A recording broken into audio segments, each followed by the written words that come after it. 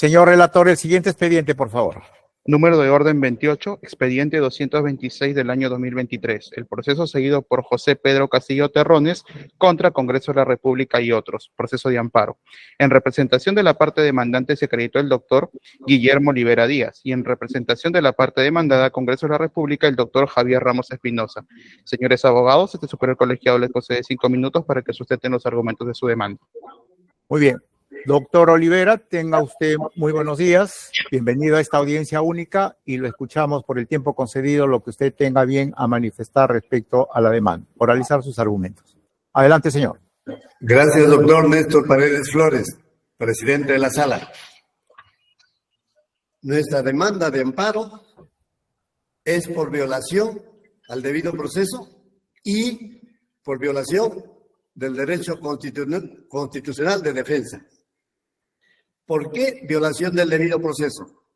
Porque el día 7 de diciembre del año 2022, el Congreso, a una sesión convocada en forma antirreglamentaria, inconstitucional, declaró la permanente incapacidad moral del presidente Pedro Castillo Terrones y, en consecuencia, declaró su vacancia. Dizque, conforme lo dice la propia resolución suprema, resolución congresal aprobada, porque había leído un mensaje a la nación y nada más, y dizque en aplicación del artículo 113, inciso 2 de la Constitución Política, lo cual realmente, señores jueces superiores, es un paralogismo, porque no es cierto que hayan dictado una resolución congresal de vacancia de conformidad con ese numeral constitucional invocado, porque ese 113, inciso 2 de la Constitución, dice que se vaca al señor presidente por incapacidad moral permanente declarada por el Congreso, subrayo, declarada por el Congreso, y el Congreso no declara una vacancia ad libitum, no es libérrimo para declarar una vacancia, tiene que declarar la vacancia con sujeción a derecho. ¿A qué derecho? Al derecho parlamentario que se encuentra regulado en la Constitución Política, en leyes y en el reglamento del Congreso por mandato constitucional. Y resulta que hay violación al debido proceso porque este reglamento establece el procedimiento. Paso 1, para iniciar este procedimiento, se debe presentar una moción de vacancia escrita, firmada por 26 congresistas. Nunca se hizo eso. Luego de presentada esa moción de vacancia, se debe citar a sesión del Pleno para que luego del debate se admita o no a trámite la vacancia planteada. Y para esa aprobación de admisión a trámite se necesita un mínimo de 52 congresistas, un mínimo de 52 votantes. En este caso, no ha habido esta sesión, menos la votación de 52 congresistas. Y después de que se haya admitido a trámite una moción, se señala por el Pleno del Congreso, día y hora para el debate y votación final. Señor, cuando se señala fecha antes del tercer día de admitida una vacancia, tiene que ser con una aprobación de 4/5 partes del número legal de congresistas. Y no lo dice vuestro defensor, vuestro abogado, lo dice el artículo 89A, inciso C del reglamento del Congreso, que dice, si es que se tiene que señalar una fecha de audiencia antes del tercer día, en ese caso se necesitan las 4/5 partes, es decir, 104 votos. Y no solo para señalar la fecha antelada, urgente, sino también para ordenar un debate que nunca hubo, y para la votación final que también exige la suma de 4/5 partes del número legal de congresistas, es decir, 104. Y en este caso, sub iudice, solo han habido 101. Por lo tanto, no ha habido el número mínimo para infligir la vacancia.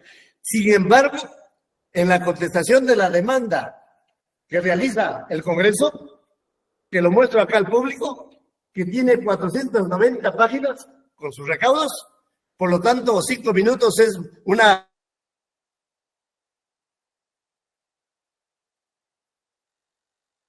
Doctor Olivero, habilite su micrófono, por favor.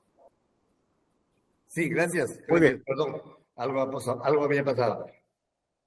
Entonces, esta contestación de demanda, en forma expresa, señores jueces superiores, dice que se ha aplicado el artículo 89A, inciso D, es decir, un inciso en donde se establece 87 votos y ellos dicen que ha habido 101 superior a esta votación calificada de 87.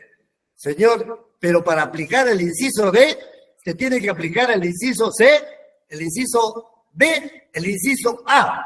Parece que los señores del Congreso se saltean al D porque es el único que habla de 87 votos, cuando el inciso C, en forma expresa y en forma excepcional, exige la cantidad mínima de 104 votos, como lo reitero.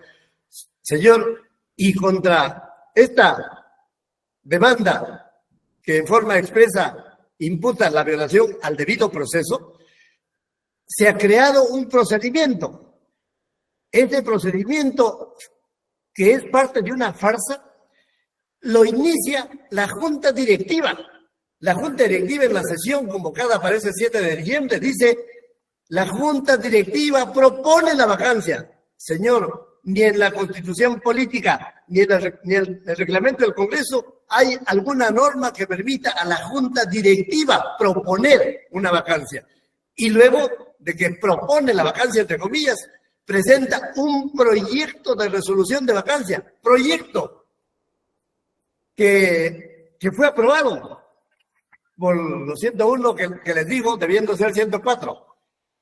Pero no se puede llegar a una sentencia final si es que no ha habido una demanda, si es que no ha habido un procedimiento, si es que no ha habido contestación a la demanda, si es que no ha habido citación al bajado, si es que no ha habido citación a su defensor o a sus defensores. Eso es, señores jueces superiores, infracción del debido proceso, porque no se ha respetado la línea procedimental que está estatuida en el reglamento del Congreso. Y además se ha violado la Constitución en su artículo 139, inciso 3, que dice que nadie puede ser sometido a un procedimiento distinto de los previamente establecidos. Y el previamente establecido es el que instituye el reglamento del Congreso, en cuyos numerales correspondientes no se permite a la Junta Directiva del Congreso plantear nada, porque la moción que plantea una vacancia es escrita, fundamentada, con seriación de los hechos, con los fundamentos jurídicos relativos a esos hechos y con los documentos que acreditan esos hechos. Señor, aquí en un proyecto de resolución de vacancia, ¿dónde está ese suceder fáctico? ¿Dónde están los artículos del derecho que permiten ese trámite farsesco? Porque no se puede presentar a prima facie una resolución de vacancia para vacar y luego aprobarla. Eso es infracción al debido proceso. Y contra esto, señores vocales, ha contestado la demanda del Congreso y ha deducido la excepción de litispendencia. De nuevo, el Congreso tiene interés superlativo que ustedes, señores jueces, caigan en la confusión declarando una litispendencia, por ejemplo, fundada para que sea improcedente la demanda.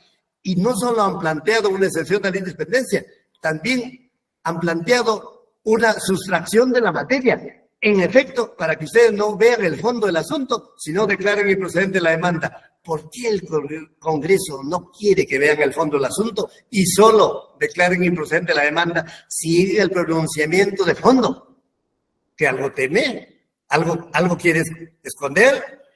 Además, para sustentar esta litispendencia, presenta, aquí lo puedo mostrar, una supuesta demanda, una supuesta segunda demanda de amparo de don Pedro Castillo Terrones.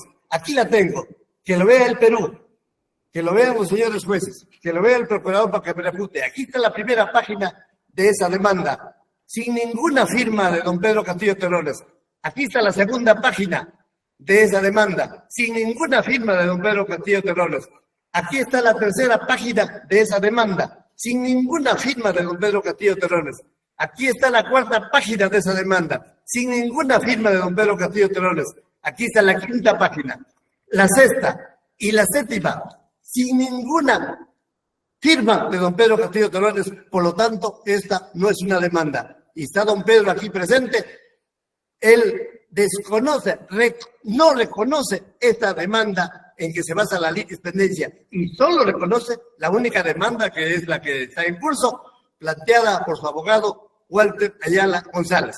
Por lo tanto, la excepción de litispendencia debe ser declarada infundada y se debe resolver el fondo del asunto. Fondo del asunto que es necesario, pues, que tengas que ser explicitado. Pero 5 minutos, por favor. Ruego que reconsideren y que sean 10 y que sean 15 y que sean 20. ¿Por qué no se tiene que infligir esta vacancia? Porque, señor, para una lectura de un mensaje que se lee a las 11:40 de la mañana del 7 de diciembre del año 2022, luego se lo detiene por una supuesta flagrancia a don Pedro Castillo Terrones a la 1:42 de la tarde de ese día. Y la votación final del número 101 votos fue a la 1:59 de la tarde. 1:59 de la tarde, sin que se lo haya citado al que se encontraba detenido en la prefectura, sin que se lo haya citado a su abogado. Eso es lo que nunca se debe hacer en agravio de un presidente de la República en funciones, porque no se puede detener a la 1:42 y recién votar a la 1:59 de la tarde. Señor, ¿y quién lo detiene? Un coronel Harvey Cochado y otros militares y otros policías con una metralleta en mano que le apuntaron por uno de los huecos del vehículo en donde se encontraba don Pedro con su señora, con su hija, con Aníbal Torres Vázquez y otras personas más. Señor, no hay flagrancia para motivar, para justificar una detención de ese modo. Señor, el artículo 2 de la Constitución Política dice que el policía sin mandato judicial puede detener en un delito flagrante, en flagrante delito. Pero luego dice ese mismo artículo que el detenido debe ser puesto a disposición del juez y no de la Fiscalía de la Nación, como se hizo de nuevo como parte de la farsa. Y no se detiene en flagrancia por un policía, termine, por favor, como se le antoja. Tiene que aplicar, señores jueces superiores, por favor, el reglamento el Código Procesal Penal, en su artículo 259, dice que el policía, para detener en flagrancia, tiene que sorprender al sujeto activo del ilícito, tiene que descubrir en la realización del evento punible. Señor, pero... Señor abogado, su tiempo ha terminado, por favor, concluya con su exposición. Gracias. Yo le habría pedido que reconsideren, ojalá por 5 más, porque estamos hablando... Señor, le he dado extensamente más de lo concedido, por favor. Muy bien. Entonces, que detuvo a don Pedro Castillo Terrones, lo ha dicho por escrito, que él lo detuvo por orden superior, lo que significa que no detuvo a don Pedro Castillo Terrones porque le costó la fragancia, porque la vio, sino porque le ordenaron, no sé de dónde, no sé cómo, pero le ordenaron. Eso demuestra que realmente él incumplió el artículo 259 del Código Procesal Penal y que incumplió la previsión constitucional. Muy bien. ¿Terminó? Sí, le rogaría que ojalá el procurador, cuando habla, me permita la réplica correspondiente. Por supuesto, señor. Doctor Ramos, tenga usted muy buenos días. Le escuchamos por el tiempo concedido. Adelante. Buen día, señores jueces superiores, y buenos días a todos los presentes. Hemos escuchado con suma atención la exposición del colega abogado de la defensa, quien, dentro de su estrategia, se entiende, comienza su fundamentación fáctica atribuyendo una inconducta constitucional al Congreso de la República. Pero para entender este proceso, yo quisiera retroceder un paso para recordar a esta honorable sala y a quienes nos están escuchando los eventos del día 7 de diciembre del año 2022. Por la mañana, el señor Salatiel Marrufo respondía ante la Comisión de Fiscalización del Congreso a una invitación efectuada a su persona. Y era la primera vez que una persona integrante y o exintegrante del gobierno anterior señalaba directamente al presidente Pedro Castillo de haber recibido coimas. Eso, en el transcurso de la mañana, iba generando todo un comentario a nivel nacional, pues era la primera vez que ocurría esto. Sabemos que ese día 7 de diciembre el señor Castillo iba a ir al Congreso de la República a responder por un pedido de vacancia. Se había dicho a través de los medios que tenía un equipo legal que lo iba a acompañar, que tenía un equipo de ministros que lo iba a acompañar. Sin embargo, con posterioridad a las declaraciones del señor Salatiel Marrufo, el señor Castillo da un mensaje a la nación. Qué bueno que ha sido reconocido por el doctor Olivera, porque en forma previa se ha hablado de que leyó un documento, que fue un manifiesto, ¿no? que era una simple proclama. No, señores, era un mensaje a la nación. Y hemos visto ya a través de los medios de comunicación que previo a este mensaje y en las coordinaciones que se hacen con los periodistas de Canal 7, él mismo llama a la señora Betsy Chávez y le dice: dile a la periodista que ella diga que es un mensaje a la nación. Señores jueces superiores, sobre este primer tópico, la Ley Orgánica del Poder Ejecutivo, en su artículo 8, cuando define las funciones del presidente de la República, inciso segundo, en su calidad de jefe del Poder Ejecutivo, literal J, establece que el presidente de la República es el portavoz autorizado del gobierno. Entonces, su mensaje era un mensaje oficial, conforme a la Ley Orgánica del Poder Ejecutivo. ¿Qué nos dijo el señor Castillo, entre otras cosas? No me voy a referir a todas, pero lo primero que dijo ya en la parte conclusiva de ese mensaje a la nación, dijo que él establecía la siguiente medida: disolver temporalmente el Congreso de la República e instaurar un gobierno de emergencia excepcional. Es decir, el señor Castillo rompe el orden democrático, rompe el orden constitucional, se aparta del mismo, y a partir de allí es que nosotros sostenemos que frente a una violación de los artículos 38, 46 y 51 de la Constitución Política, el Congreso, frente al quiebre del orden constitucional, tenía que tomar una decisión. Se ha acusado al Congreso de una vacancia express. Eso no es correcto, señores jueces superiores. Fue una vacancia inmediata. Debía cumplirse frente al quebrantamiento del orden constitucional la integridad del artículo 89A del reglamento del Congreso frente a esta excepcionalidad del quiebre. No, señores jueces superiores. Lo único que no se hizo por parte del Congreso fue presentar una nueva denuncia y la convocatoria, pero los hechos, la flagrancia que se ha pretendido ocultar esta mañana seguía, porque el señor Castillo pretendió evadir a la justicia luego de cometer esos delitos de rebelión o de tentativa. Pretendía irse a la Embajada de México, territorio extranjero según las normas del derecho internacional público. ¿Por qué? Porque buscaba eludir la acción de la justicia, que por cierto no es materia de este proceso. El Congreso, en consecuencia, actúa en defensa de la Constitución, y es así que adelanta la sesión y la mesa directiva propone a la representación nacional un proyecto de vacancia frente al quebrantamiento del orden constitucional que había efectuado el señor Castillo. Para ello se requería 2/3, 87 votos. hubieron 101 votos y se aprobó la vacancia y se procedió con la sucesión constitucional, la que, por cierto, se pretende desconocer. Dicho esto, dentro del argumento de defensa de nuestra parte, en efecto, señores jueces superiores, nosotros hemos deducido una excepción de litispendencia. ¿Y por qué la hemos deducido? A pesar de que el abogado de la contraria pretende desconocer y pretende enseñar documentos no válidos. Porque consideramos que acá hay una identidad de partes, una identidad de objeto y una identidad de causa.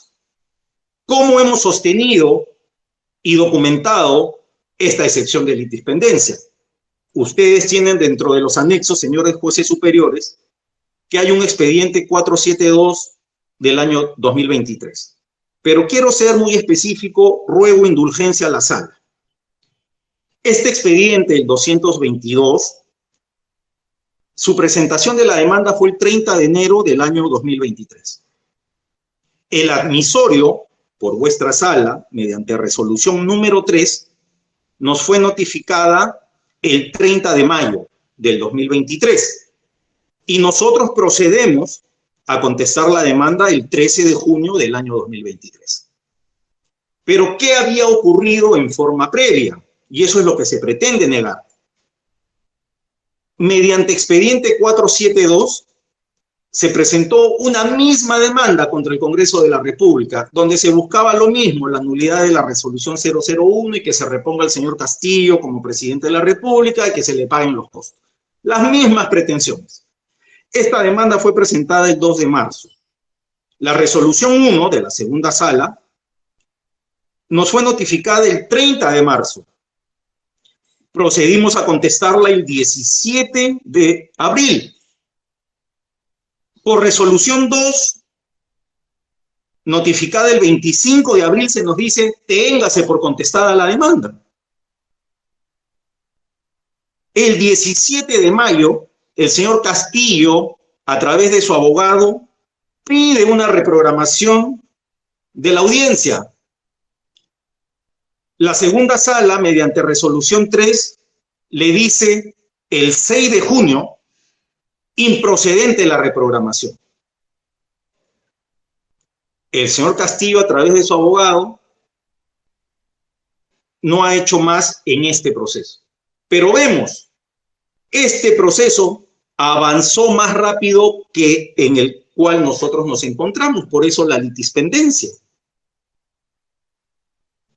El señor Ayala, en un último escrito donde sostiene que debe declararse infundada esta litispendencia, nos dice lo siguiente: no,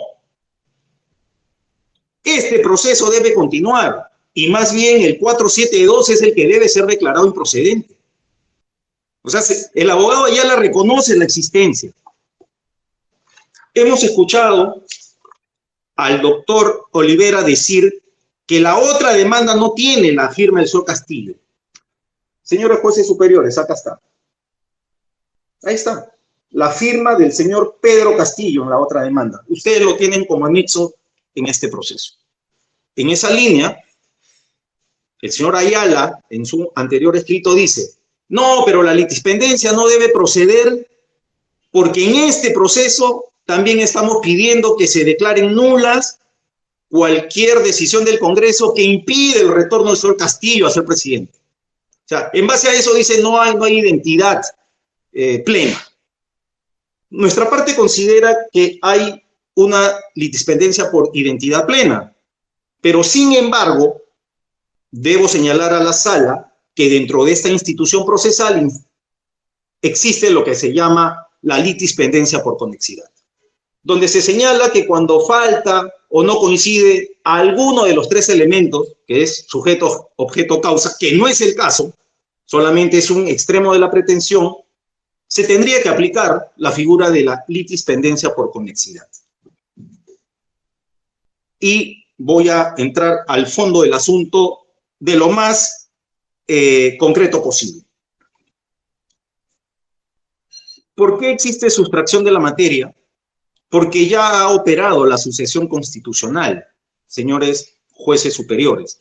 Es decir, luego de la vacancia del señor Castillo, se convocó a la señora Dina Boluarte y hoy ejerce la presidencia de la República en estricta aplicación del artículo 115 de la Constitución. El segundo extremo de la defensa para la improcedencia de la demanda es la existencia de la indispendencia, ya me he referido a ella, no voy a reiterar. Entendemos también que la demanda busca que la justicia constitucional interfiera con un proceso penal que existe, hasta 2 procesos penales, donde ya la justicia penal ordinaria ha determinado 18 y 36 meses de prisión preventiva contra el señor Castillo, donde ha utilizado los mismos argumentos, cuestionando la decisión del Congreso y ha sido desestimada. Y sobre el tema de la incapacidad moral, a la cual ya me he hecho mención hace un momento, solamente quisiera concluir con lo siguiente. Respecto de la disolución del Congreso y el porqué de la razón en tomar la decisión inmediata, señores jueces superiores. En la sentencia competencial del expediente 006-2019-CC-TC, que fue la competencial que interpuso el anterior Congreso cuando el señor Vizcarra estableció su disolución. ¿Qué nos ha dicho el Tribunal Constitucional en esta sentencia? Algo muy importante. Son 4 líneas que me voy a permitir leer, señores jueces superiores. En el numeral o en el fundamento jurídico 221, dice que la disolución del Congreso de la República ocurre en estricto mediante un acto, no mediante una norma. En el 222 se dice, en el presente caso, este tribunal advierte que el acto de disolución se llevó a cabo cuando el presidente de la República dio su mensaje a la nación, no cuando fue publicado el decreto de disolución en el Diario Oficial del Peruano. Conjugando nuestra posición, señor juez superior. Culminado, por favor. Termino, ¿Quién es? Por favor, termino la idea, por favor. Conjugando la ley orgánica del Poder Ejecutivo con lo que ha señalado el Tribunal Constitucional en esta sentencia. El señor Castillo dio un discurso a la nación y el tribunal ha dicho, ese discurso debe ser considerado como el acto de disolución del Congreso. Y nosotros sabemos, por texto constitucional, que el Congreso solo se disuelve cuando se niega la confianza a 2 gabinetes, cosa que no había sucedido. Al ponerse al margen de la Constitución, el señor Castillo no puede invocar que se cumpla estrictamente toda la norma reglamentaria para la vacancia. La actuación inmediata del Congreso estuvo acorde a las normas pétreas constitucionales y por ello esta demanda debe ser declarada improcedente. Muy bien. Doctor Oliveros, ¿tiene usted el derecho de réplica? Doctor Olivera, perdón. Gracias, señor presidente de la sala. Hubo un problema técnico acá. Adelante, señor. Le rogaría que sea en la forma más concreta posible porque le hemos dado a los 2 abogados el tiempo más allá de lo concedido principio. Adelante, señor. Sí, está muy bien que sea así, doctor. Muy bien, adelante, le escuchamos, doctor. Sí, en relación al verbo disolver, no es lo que quisiera el colega que acabo de escuchar. El verbo disolver lo emplea el artículo 117 de la Constitución Política, en donde el presidente de la República solo puede ser acusado durante su mandato por disolver el Congreso. Pero ese verbo disolver debe concordarse con el artículo 45 de la Constitución Política.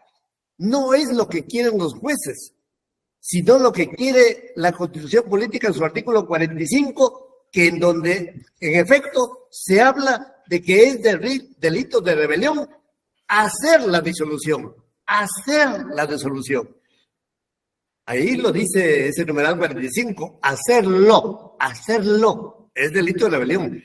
Y don Pedro Castillo Terrones, al leer el mensaje, al leer el discurso, al leer la proclama, que ustedes la conocen, que no la estamos desconociendo, no ha disuelto nada.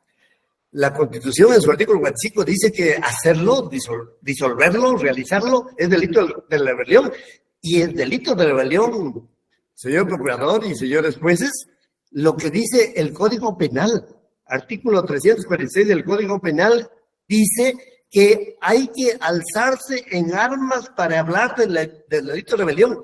Y don Pedro Castillo Terrones lo único que alzó es su papel que leyó y una lectura modesta de lo que fuere, discurso, proclama, mensaje, lo que fuere, no permite, no es un acto ejecutivo de alzamiento en armas. Lo dice el artículo 17 del Código Penal. Cuando el medio empleado es absolutamente inidóneo para llegar a un resultado imposible, entonces nos encontramos ante un delito imposible, lo que en derecho penal se llama la tentativa inidónea no punible.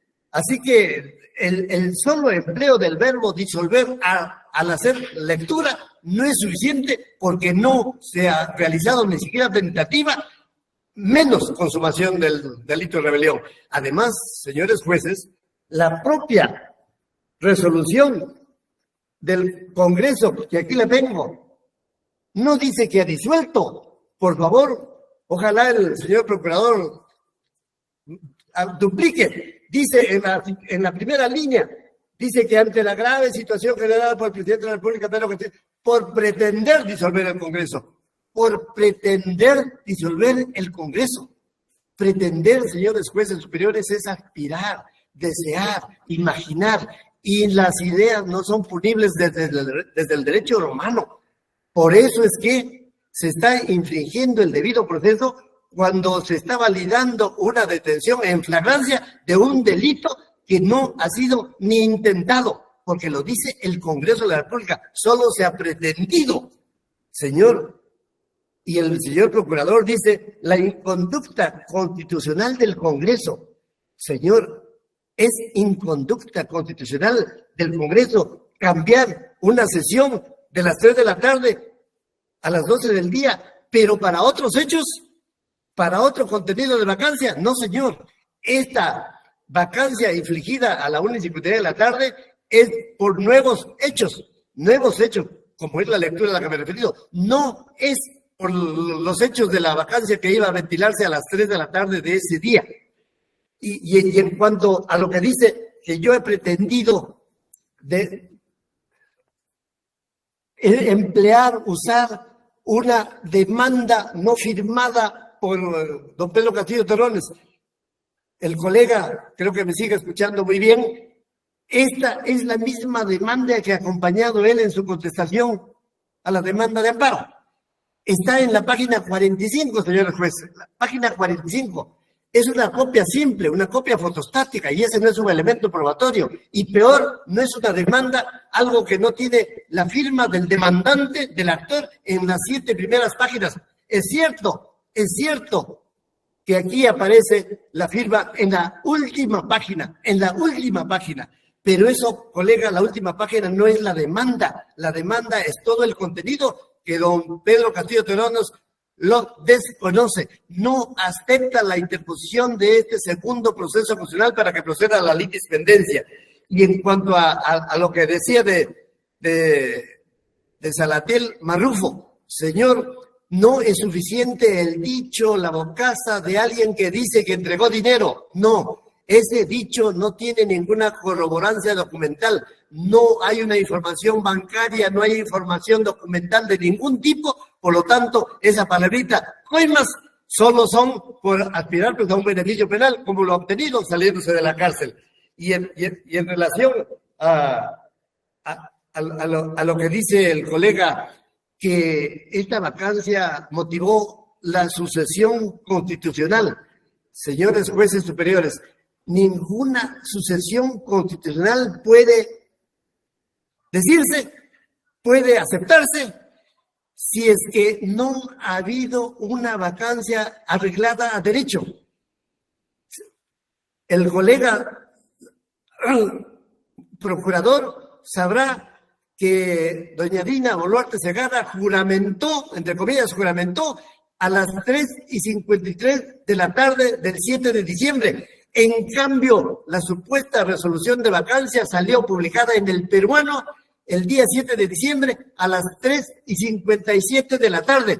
Eso es usurpar un cargo presidencial porque se juramenta antes que haya sido vacado formalmente. Y si se publicó en El Peruano esa resolución de vacancia, entre comillas, el 7 a las 3:57 de la tarde, por mandato de la Constitución, solo rigen las normas que se publican en El Peruano a partir del día siguiente de su publicación. No lo dice Guillermo el día, sino la Constitución Política. Por lo tanto, el día siguiente era 8. Ella ya había juramentado el día anterior. Y no solo había juramentado así, muy citada por el presidente del Congreso. No, el presidente del Congreso, horas antes, había convocado a las Fuerzas Armadas, a las fuerzas policiales, y todas ellas rodeaban el Congreso. Eso es más bien alzamiento en armas, porque está juramentando el cargo antes de tiempo y rodeada de militares y de policías. Eso es usurpación. Doctor y por Olivero, tanto, termine no es sucesión por constitucional. favor. ¿Terminó? Gracias, señor. Muy bien. Doctor Ramos, lo que usted tenga bien acotar respecto a lo dicho por el señor abogado. Muchas gracias, señor presidente. Interesantes las posiciones jurídico-procesales que estamos viendo en esta mañana, enriquecedoras, diría yo. El señor, cuando cuestiona el tema de la litispendencia, nos dice, como el señor Castillo no firmó las 6 primeras hojas y solo firma la 7ª, entonces no reconoce la demanda. Interesante la tesis. Entonces, señores jueces superiores, esta demanda de este proceso tampoco tendría, pues, razón de ser, porque el señor Castillo ha firmado la última hoja. O sea, el mismo abogado de la contraria ya va definiendo que su demanda se va a caer si seguimos esa tesis, donde pretende cuestionar la litispendencia. Yo voy a insistir en algo que no dije, pero está vinculado a mi primera exposición que se ha pretendido contradecir en esta mañana. No se leyó un documento, no se expresó una idea. Fue un mensaje a la nación en el ejercicio del presidente de la República, y eso se llama golpe de Estado. Y para que ocurra un golpe de Estado, como lo señala la doctrina, lo considera como un acto de usurpación razonado, metódico, rápido e imprevisto. Eso es un golpe de Estado. No se necesita la fuerza. En la actualidad, ya eso de sacar tanques o que haya matanzas, enfrentamiento entre población o fuerzas armadas y población, eso ya no se da en los actuales tiempos. Los golpes de Estado han cambiado en su estructura y en su ejecución. Lo que el señor dio es un golpe de Estado, y frente a ese golpe de Estado, el Congreso de la República tenía que actuar. Pero también se nos ha dicho una serie de cosas, como que esto no puede ser considerado rebelión, sedición, que no es golpe de Estado, que estamos equivocados, que ojalá que el Congreso en este momento responda. Pero yo voy a preguntar, es decir, ese día 7 de diciembre, cuando el señor Castillo termina de leer el mensaje a la nación golpista y sale la señora presidenta del Poder Judicial, la señora fiscal de la Nación, el presidente del Tribunal Constitucional, el Comando Conjunto de las Fuerzas Armadas emite un comunicado, todas estas, la Defensoría del Pueblo y la Contraloría General de la República emiten comunicados diciendo que ha operado la ruptura del orden constitucional.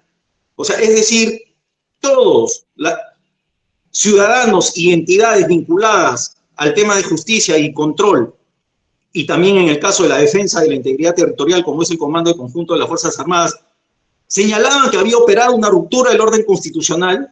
El único que no considera eso es la parte demandante. Es decir, todos estamos equivocados.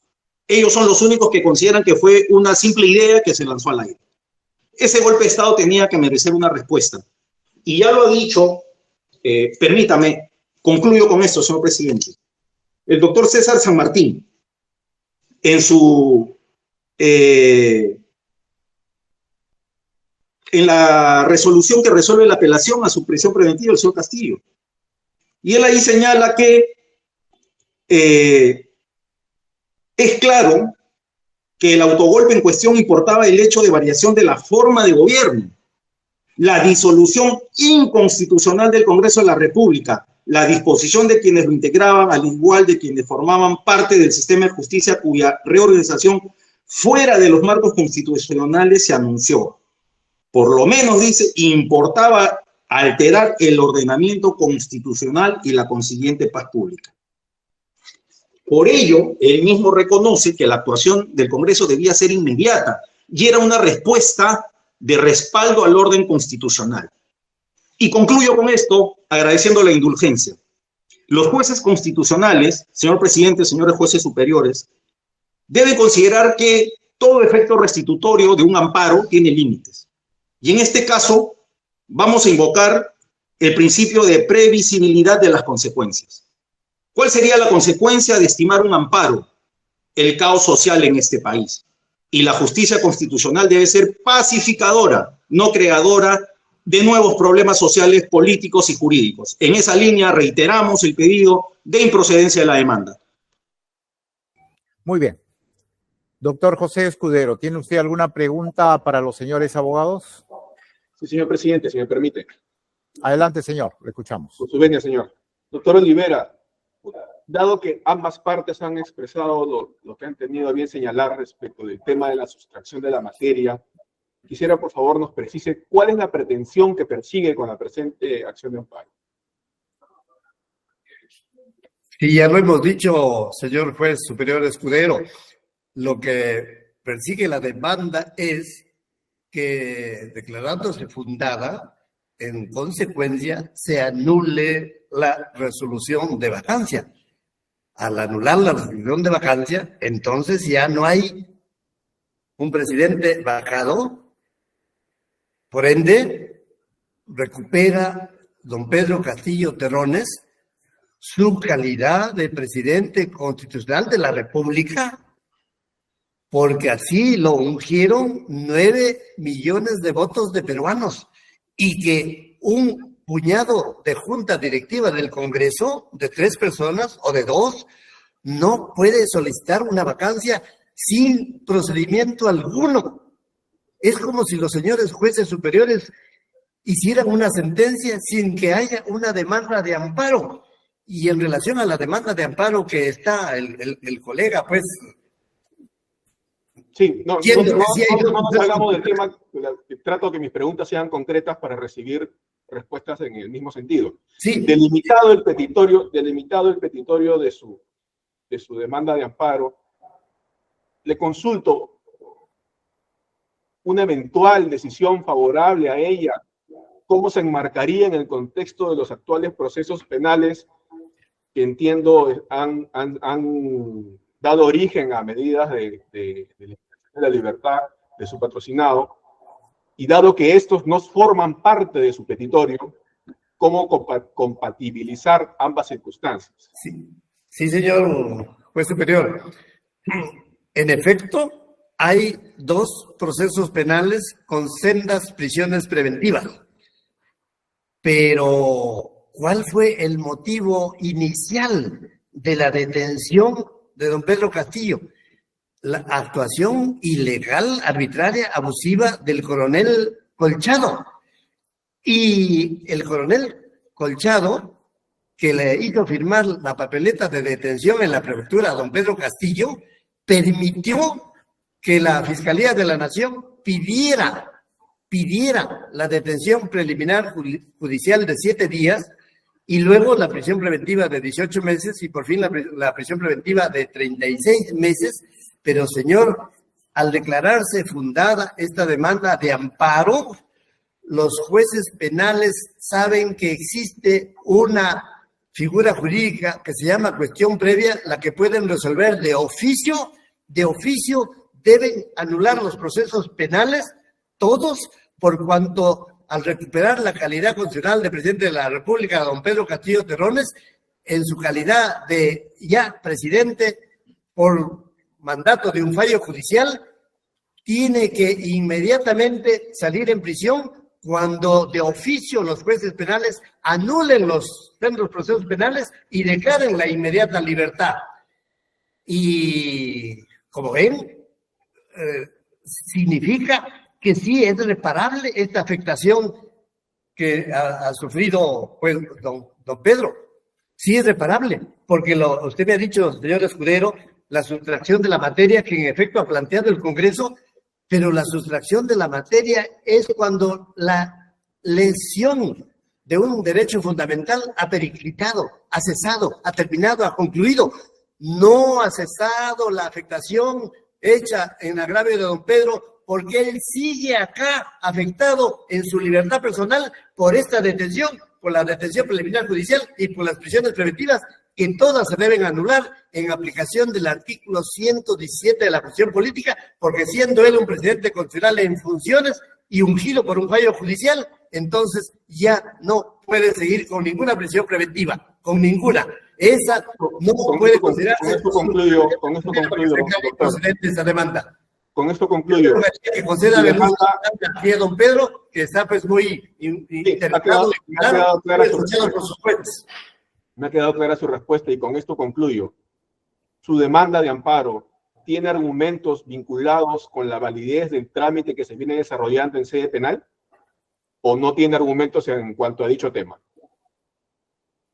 Señor, nuestra demanda de amparo solo busca que se declare fundada la demanda. No le estoy preguntando qué busca, le estoy preguntando si tiene argumentos relacionados con la validez de lo que se viene tramitando en sede penal donde se ha dictado la prisión preventiva.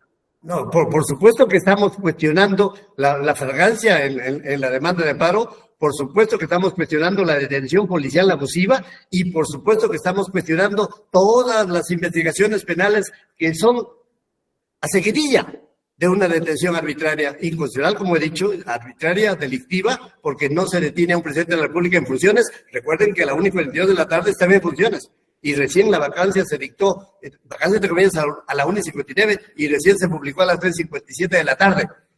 Así que, además, la justicia constitucional no tendría que preocuparse de estos asuntos penales, porque ya lo estamos diciendo, que declarada fundada la demanda en un solo escritito de cuestión previa presentado en todas las carpetas fiscales, en toda la investigación preparatoria, en todos los procesos que hay en curso, se tiene que declarar fundada porque no puede ser procesado penalmente quien ya es ungido presidente en aplicación del artículo 117 de la prisión política, en donde no puede ser acusado por ningún hecho diferente a traición a la patria, a haber disuelto el Congreso, haber impedido el funcionamiento, haber interferido al funcionamiento de los órganos electorales, y nada de eso motivan las investigaciones penales ni las prisiones preventivas. Por eso gracias, doctor Olivera, muy amable por sus respuestas. Muchas gracias, señor presidente. Eso es todo de mi parte.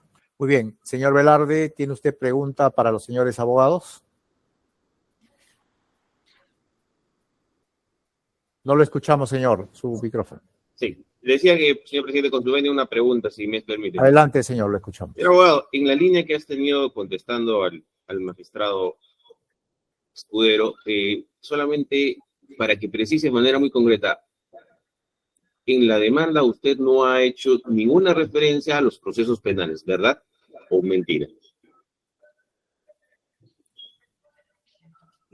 Mire, ya le dije al señor juez superior precedente que en la demanda sí se cuestiona esta detención en flagrancia, que es la que motiva la detención preliminar judicial y que es la que motiva la investigación preparatoria subsiguiente, y por lo tanto, solo declarando fundada la demanda hasta ahí nomás, señor abogado, porque esa parte la tengo clara. Lo que no tengo claro es que dentro de sus fundamentos hay expresado razones, lo que ha preguntado el doctor Escudero. Claro que dentro de su petitorio usted ha referido la vulneración de su derecho, me imagino yo, al procedimiento de vacancia, ¿cierto? Sí, eso es lo que estoy sosteniendo. Okay. O sea, la violación del debido proceso y del derecho de defensa. Correcto. Solo quiero la justicia constitucional solo se debe referir a eso y que no se preocupe de los procesos penales, porque vía la cuestión previa es que todo se resuelve.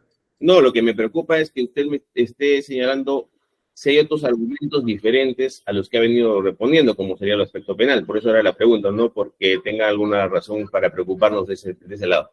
Señor abogado de la parte demandada, eso es justo, quería preguntarle también a usted si es que dentro de los argumentos de usted de contestación han hecho referencia también, o hay dentro de la demanda elementos que den referencia a los trámites penales que se están dando ahorita. Señor juez superior, lo que nosotros de la lectura de la demanda hemos considerado y lo hemos puesto en uno de los tópicos allí contenidos, es que con la demanda se pretendería que la justicia constitucional interfiera con la justicia penal.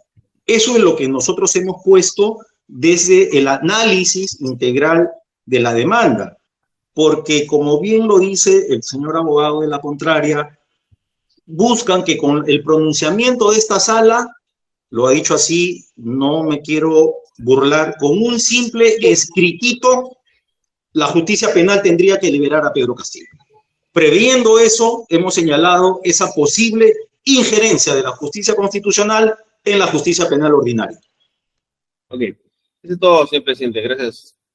Muy bien, no habiendo preguntas de los señores jueces superiores, agradeciéndole tanto al doctor Olivera como al doctor Ramos por su intervención en esta audiencia única. Lo hemos escuchado ampliamente, con mucha atención, y los autos pasan entonces a despacho a lo que corresponde a efectos de emitir la resolución. Señor presidente, el demandante quisiera hacer... No, señor, ya terminamos la audiencia. Ya estamos clausurando la audiencia. Muchas gracias y muy buenos días. Buenos días a todos los presentes.